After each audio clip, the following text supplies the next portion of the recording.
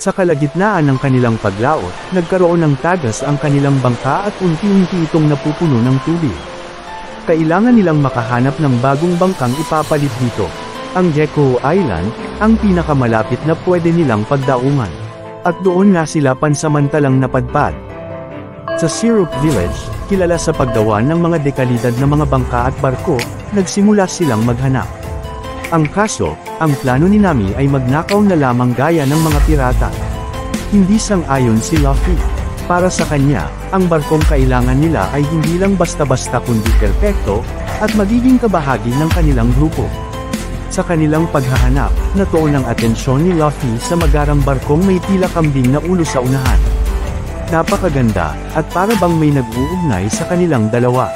Maya-maya, biglang lumitaw si Usopp, ang katiwala ng barko. Pinagmalaki niya ang perpekto na pagkakagawa nito. Sakto din naman ang pagdating ni Nami at Zoro.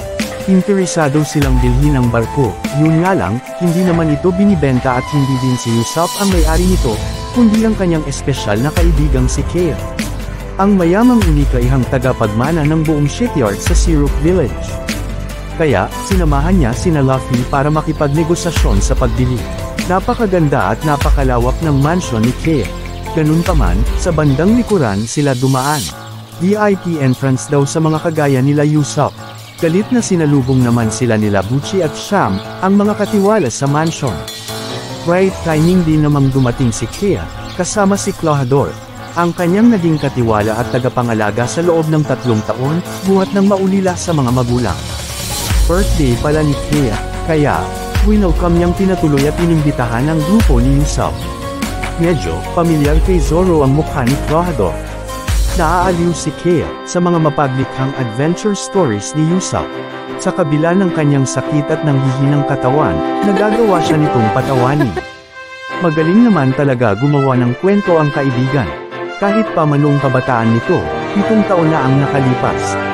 Marami na siyang gawa-gawang kwento, lalo na patungkol sa pagdating ng mga pirata. Palibas ay gawa-gawa nga lang, marami na din ang hindi naniniwala sa kanya.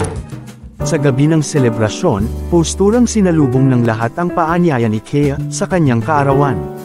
Nandoon din si Mary, ang kanyang trusted family lawyer friend, na siyang tagapangalaga ng mga naiwang ari-arian at negosyo ng kanyang mga magulang. Sa eksaktong minuto matapos ang kanyang kaarawan, nakatakda ang opisyal na paglipat ng mga ito sa kanyang pangalan. Sa kalagitnaan ng hapunan, kahit na birthday niya, limitado lang ang kanyang pwedeng kainin dahil sa kanyang karamdaman. Sinamantala din naman ni Luffy, na simulan ang negosasyon sa pagbili sa napakagandang barko ng birthday celebrant. Pinagmalaki din niya na sila ay mga pirata na patungo sa Grand Line, para sa paghahanap ng One Piece. Kinagulat ito nila Usopp at Kaya. Nilibot ng 3 ang mansion ng dalaga. Si Nami ay naghanap ng makukulikbat, si Zoro naman ay naghanap ng maiinom, habang si Luffy naman, ano pa nga ba, syempre ng makakain. Naabutan naman nila si Usopp sa kusina, na sharpshooter din pala kagaya ng kanyang amang si Usopp, na kabilang sa mga malulupit na pirate crew si Shanks.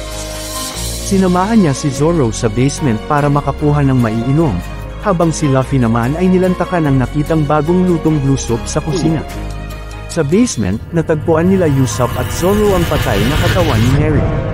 Hinudas na pala siya ni Clohador, gamit ang kanyang cat's paw-shaped steel claws. Sa paghaharap nila ni Zoro, hindi na siya nagkamali sa pamilyar na itsura nito. Siya nga ay si Kuro, ang Kuro of the 100 Clans. Kapitan ng Basin Black Ship, at leader ng mga Black Cat Pirates. Maabilidad, madiskarte, at may kakaibang bilis sa pag-atake na hindi kayang mahuli ni Zoro. Pinalo siya ni Sham ng bote sa ulo na kinatulog nito, habang si Usopp naman ay mabilis na nakatakas. Pinatapon siya ni Clohador sa labas ng mansion, at inihulog sa balong malalim.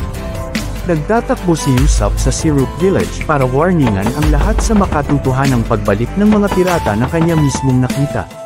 Pero, walang naniwala sa kanya sa pag-akala na ito ay gawa-gawa niya lamang. Nag-flashback tuloy sa kanya ang tunay na dahilan, kung bakit siya atat na atat sa pagbabalik ng mga pirata. Ito ay sa pag-asang makita ang ama, bago pa man mamatay ang ina, na hindi nangyari. Natagpuan naman siya ng grupo nila Kobe at ng mga Marines, na sakto din namang nagro-ronda sa village. Samantala, natagpuan ni Nami si Luffy na nakahilata at walang malay sa ibabaw ng mesa. Sa pagkarinig niya ng papalapit na mga yabag, dagli niyang sinubukan itong itayo, pero mabigat. Nagtago na lamang siya sa loob ng cabinet. Nagulat siya nang makita at marinig ang pag-uusap ng grupo ng Black Cat's Pirate, at ang poison blue soup na nilantakan ni Luffy. Maya-maya ay dumating sina Usopp at mga Marines sa mansion. Hinarap naman sila ng mahinahon ng Black Cat leader. Nagawa niyang pagtakpan ng mga isinumbong ni Usopp at bagkus, sinurrender pa ang wanted na Monkey D. Luffy sa kanila. Mahinahon din naman niyang tinaboy ang mga Marines, habang si Usopp naman ay nagpatuloy sa pagtakbo at pagsisigaw. Gagliyang siyang dumiretso kay Kaya, ngunit, kahit na anong paliwanag niya sa kanyang natuklasan tungkol sa tunay na pagkatao ni Kuro, alias Klahadore, ay hindi siya pinaniwalaan ng kaibigan. Buti na lang ay pumasok din si Nami, matapos niyang hampasin ng kawali si Sham, at makapuslit. Ibinulgar din niya, na noon pa man ay dahan-dahan na siyang nilalaso ng pinagkakatiwalaan niyang si Klahadore. Dumating na ang itinakdang oras, ang pagsalin ng mana at ang kamatayan ni Kaya. Pinihit ni Bucci ang mansion security lock, para makondado ang lahat ng pwedeng paglusutan ng dalaga. Tama na ang kanilang pagbabalat kayo. Lumantad na ang mga mapanglinlang na Black Cat's Pirates. Pinuntahan ni Kuro ang kwarto ni Kaya, pero wala siya doon.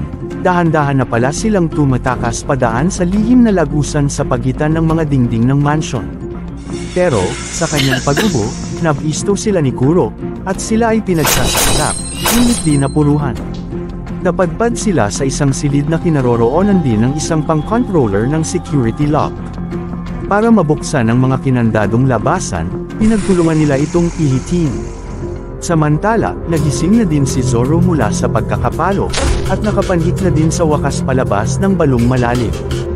Ganun din naman si Luffy ng mahimasmasan, at may suka ang nilantakan na poisonous blue soup sa uniform ni Helmeppo. Nagkita muli sila ni Zoro, at kahit na may direct order pa si Kobe na hulihin si Luffy, wala din siyang nagawa kundi hayaan ang kaibigang pirata na iligtas ang mga mas nasa panganib pang mga kaibigan, sa loob ng mansion. Natunto ni Kuro ang kinaroroonan nila Kaya, wala silang laban sa bilis at sa Catspaw-shaped steel claws ng mautak na pirata. Nakapasok naman din agad sila Luffy at Zoro sa loob ng mansion, at naghiwalay para hanapin at iligtas ang mga kaibigan. Sa may mansion's den, nakaharap ni Zoro sina Bucci at Sham. Sa great tandem ng dalawang pussycat pirates, mas nagiging mabilis ang kanilang pag-atake laban sa pirate hunter. Dalawa laban sa isa, pinagtulungan nilang tagayin at tagtarin ang katawan ng matchong pirata. Pero, hindi din naman sila umubra sa husay at bilis ng pag-atake ni Zoro, gamit ang kanyang mga katana swords. Sakto din naman ang pagkakaligtas ni Luffy, sa papatusok na sanang steel claws ni Kuro kay Kaya. Nabuwizard si Kuro at pinarap ang istorbong Straw Hat Pirate, at sila ay nagtuos. Sa sobrang bilis ni Kuro, hindi siya magawang matamaan ng mga suntok ni Luffy. Kahagip pa nga siya ng matatalim na steel claws ng kalaban sa dibdib. Mabilis ang mga galawan ni Kuro. Hindi siya kayang mahuli ng mga mata ni Luffy. Kailangan ni Luffy ng matinding konsentrasyon, at talas ng pakiramdam.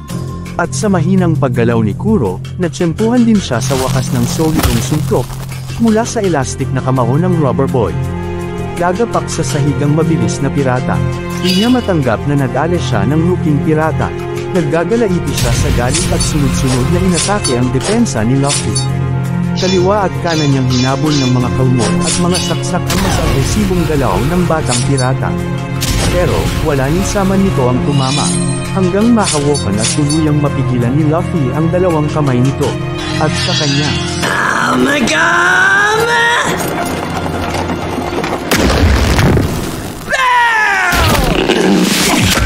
Pinatalsik niya papalabas ng mansion ng mapanglinlang na leader ng Black Cat's Pirate. Tuwang-tuwa naman ang tatlong kaibigan sa kanilang pagkakaligtas. At bilang pasasalamat ni Kaya, iniregalo niya ang barko na ilang taon ding pinangalagaan ng kanilang lumaong trusted lawyer friend, na si Mary. Na siya ding inihawid sa kambing na ulo na simbolo nito.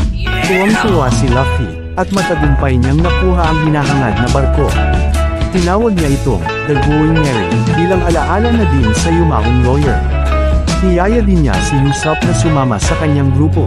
Nagpaalam naman ang loyal na sharpshooter sa kanyang lihim na sinisintang matalik na kaibigan, at sumama sa real adventure ng grupo nila Luffy sa paglalayag, at sa paghahanap ng One Piece. Relax na naglayag ang apat na magkakaibigan. Hanggang, pasabugan sila ng kanan ng mga nakabuntot at naghahabol na mga Marines. Grandpa? Grandpa?